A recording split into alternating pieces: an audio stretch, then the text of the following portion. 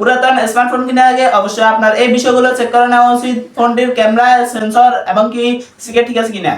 কিভাবে চেক করবেন আজকের ভিডিওতে আমি আপনাদেরকে সেই প্রসেসটি নিয়ে আলোচনা করব। শুনুন, কথা না বাড়িয়ে হোম স্ক্রিনে যাওয়া যাক। আমরা হোম স্ক্রিনে চলে আসলাম। আসার পর এখানে কাজ হচ্ছে আপনার ফার্স্ট টাইম প্লে স্টোর থেকে একটা অ্যাপস ডাউনলোড করে নেবেন। অ্যাপসটির নাম হচ্ছে ডিভাইস ইনফো। আমার ডাউনলোড করা আছে, যেহেতু আমি ডাউনলোড করতেছি না, আপনার ডাউনলোড করে ওপেনে ক্লিক করবেন। ওপেনে ক্লিক করার পর অ্যাপসটির ইন্টারফেস এরকম দেখানোর পর এখানে দেখুন ডিভাইস।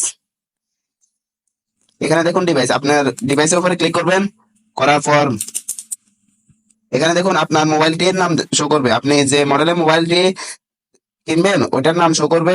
তারপর এখানে মোবাইলটি কোন মডেলের ওটাও দেখাবে। মোবাইলটি কতদিন ইউজ করা হয়েছে এটাও দেখাবে। ডিভাইস অ্যাপ, মোবাইলটি কতদিন ব্যবহার করছেন এটাও দেখাবে। এটা আমার কাছে ভালো লাগছে। মোবাইলটি কোন কান্ট্রি থেকে তৈরি এটাও দেখাবে। তারপর ইম্পর্টেন্ট বিষয় হচ্ছে এখানে টেস্টের উপর ক্লিক করবেন। করার পর এখানে দেখুন ডিসপ্লের উপর ক্লিক করবেন। তারপর নেক্সটের উপর ক্লিক করবেন। করার পর আপনি